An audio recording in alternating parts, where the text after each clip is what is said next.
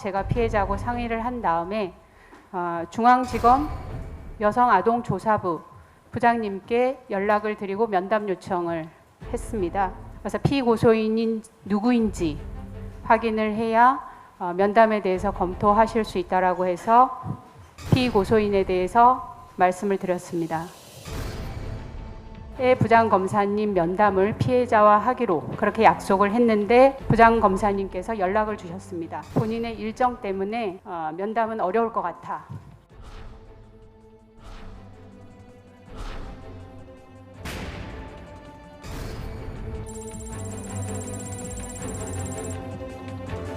특히 그것이 진원지가 경찰이라든지 이제 이 정부 쪽에서 그런 일이 이루어졌다면 그것은 거기에 대한 책임이 따를 일이라고 생각합니다. 예, 오늘 새로 공개된 내용 가운데 하나인데요. 피해자가 경찰에 고소장을 접수하기 전에 먼저 서울중앙지검에 먼저 면담을 요청했다는 겁니다. 그런데 어찌된 일인지 면담은 이루어지지 않았다라고 이제 김재련 변호사는 밝혔는데 서울중앙지검 여성아동조사부 부장검사가 이제 면담을 취소를 했다는 겁니다. 어떤 배경이 있었을 거라고 예상하십니까?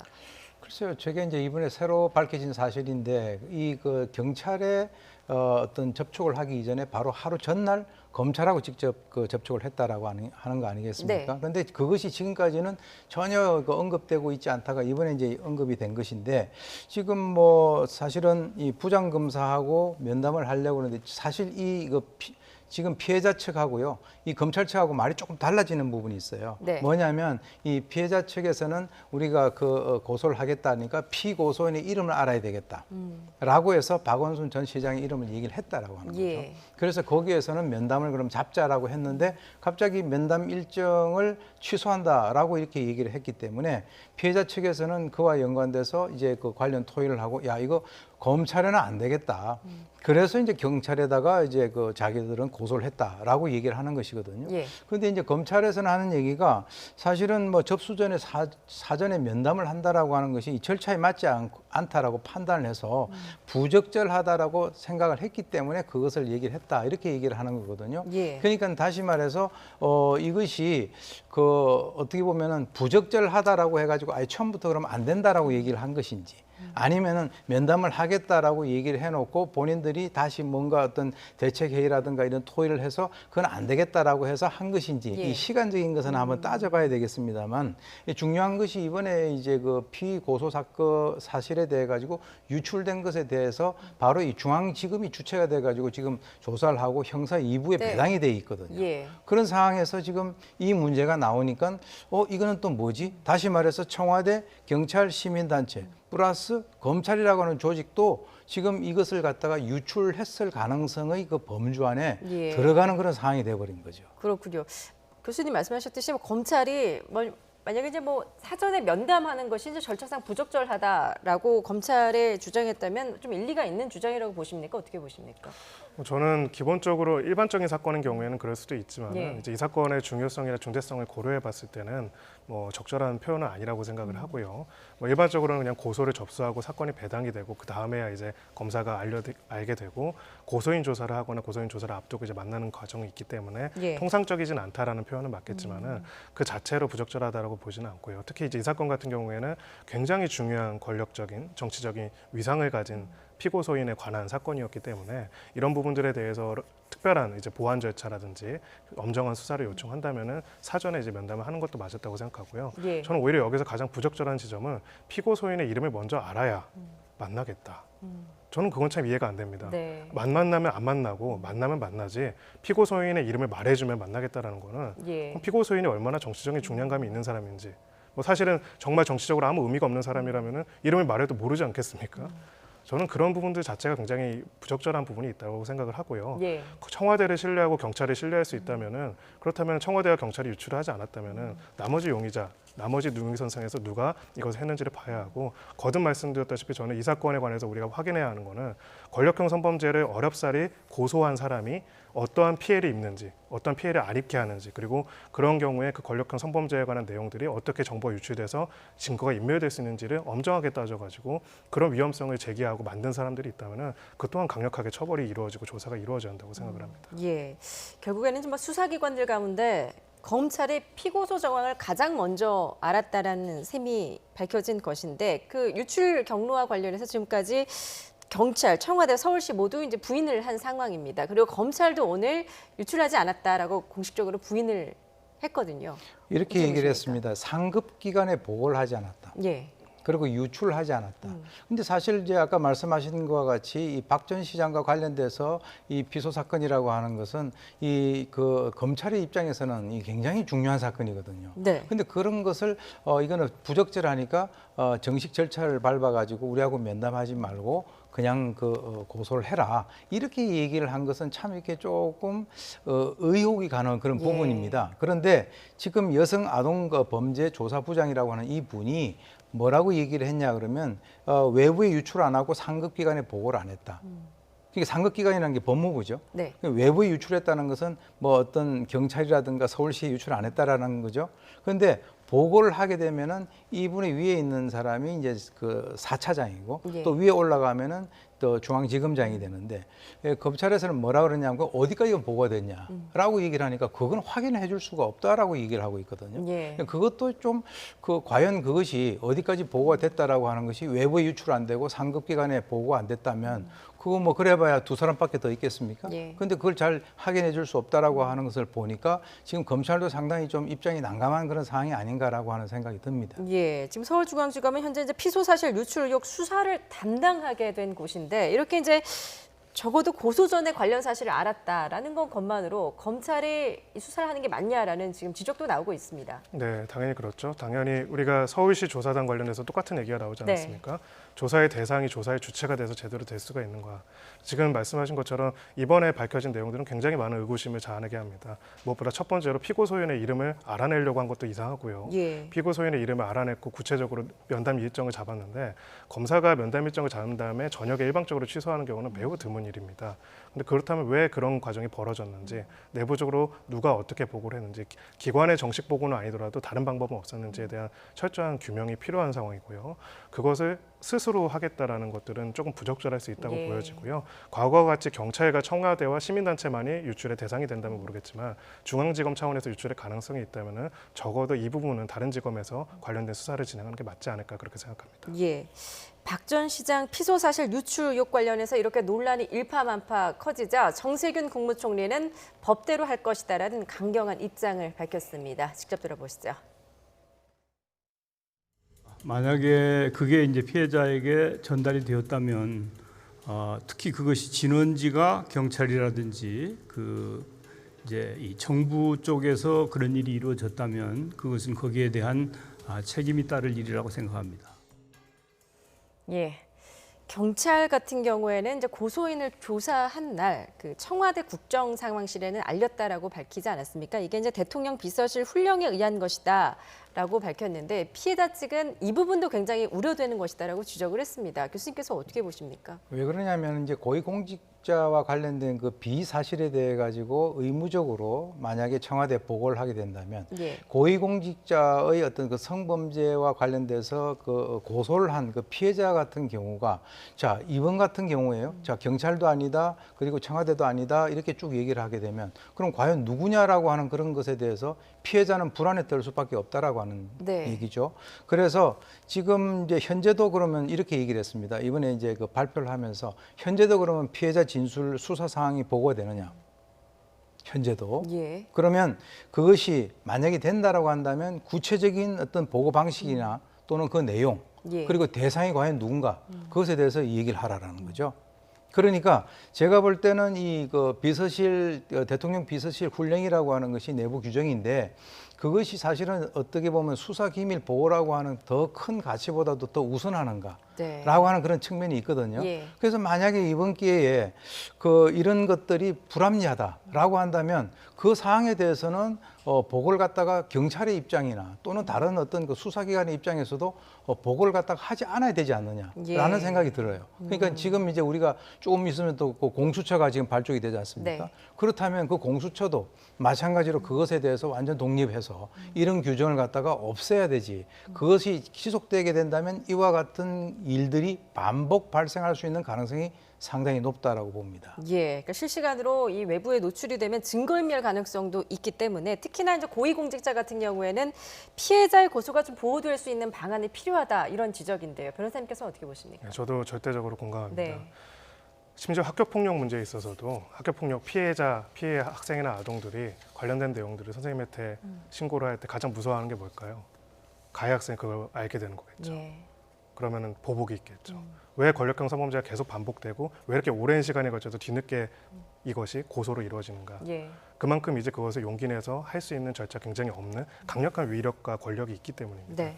그런데 일반적인 형사 절차에서 피해자한테 보호되는 것보다도 오히려 더 보호를 하지 않고 그 모든 내용들을 사실상 정무적인 방법으로는 얼마든지 권력의 의지가 작동을 한다면은 피고소인한테 바로 전달되는 구조가 된다면은 가장 수사에 있어서 중요한 핵심적인 가치인 신속한 증거 확보라든지 진실 규명이 굉장히 어려워질 수밖에 없겠죠. 예. 저는 이번에 그나마 한 가지 다행이라고 보는 거는 이런 불합리하고 잘못된 훈령이 있다는 것이 알려진 게 참 다행이라는 생각이 들고요. 예. 아까 교수님께서 말씀하셨듯이 그런 부분들이 훈령이라는 매우 비민주적인 그렇게 민주적인 권한도 없는 규정을 통해서 만들어져서 보고됐다면은 이참에 그 부분들은 정확하게 개선이 되어야 한다고 생각하고요.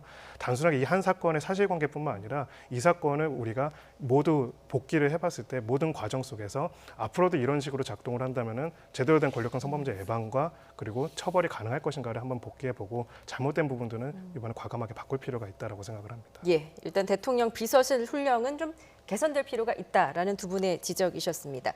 이런 가운데 이제 박 전 시장에게 성추행 의혹 관련 소문을 처음 전달한 것으로 알려진 임순영 젠더특보 어제 경찰에 5시간 넘게 조사를 했습니다. 어떤 부분을 좀 집중 추궁을 했을까요?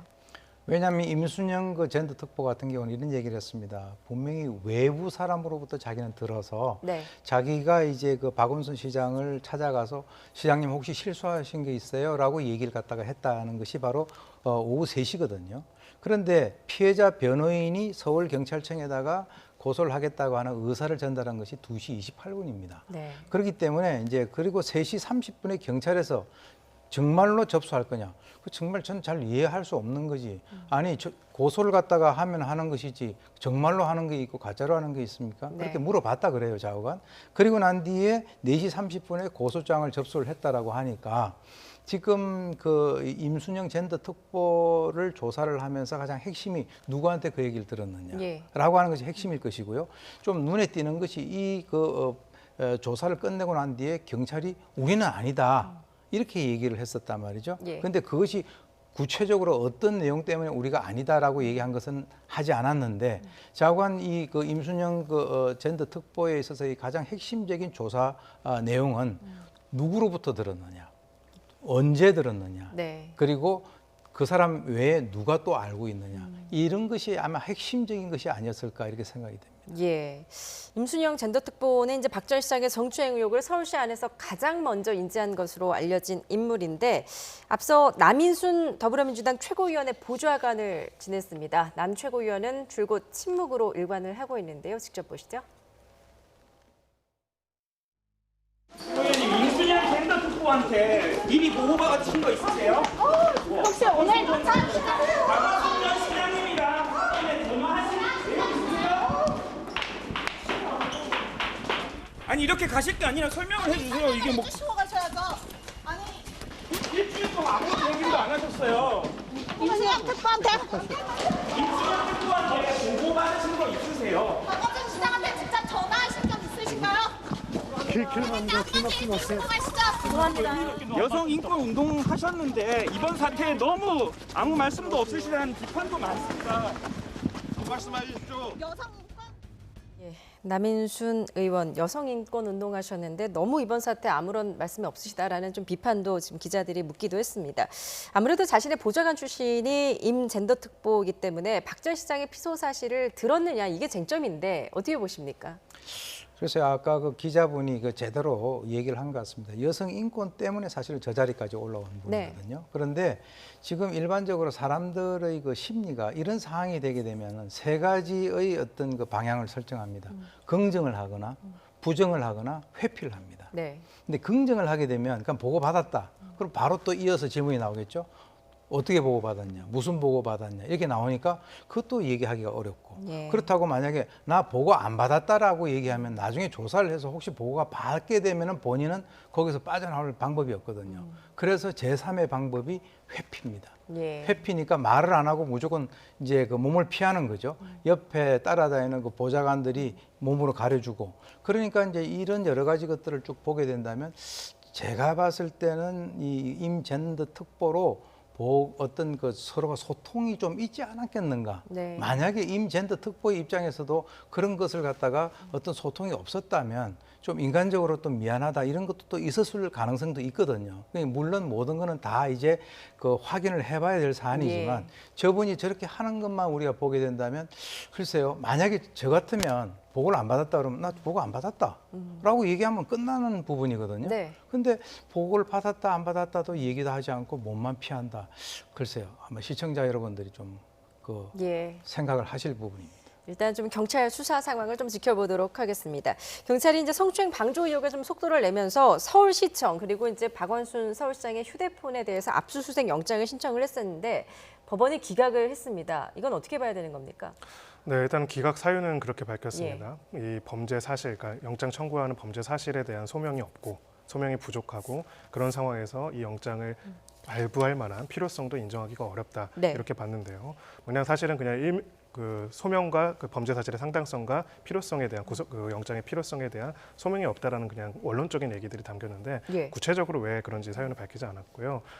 생각해 보기에는 이제 범죄 사실에 대한 조사가 아직 극 초반이기 때문에 관련된 내용에 대한 소명 자료가 아마 없을 가능성이 높고요. 예. 두 번째는 필요성에 대해서는 근데 충분히 인정할 수 있는 여지가 좀 있었다고 생각을 합니다. 당시에 이제 어떠한 대화들이 오갔고 어떻게 이 부분이 가령 이제 이런 내용들이 만약에 20명이나 이런 내용들을 이야기를 했다고 피해자가 이야기를 했는데 이런 내용에 대해서 시장에 때 보고가 있었고 어떻게 하실 건지에 대한 논의가 있었는데 그럼에도 불구하고 이게 계속 반복됐는지 이건 굉장히 중요한 부분이거든요.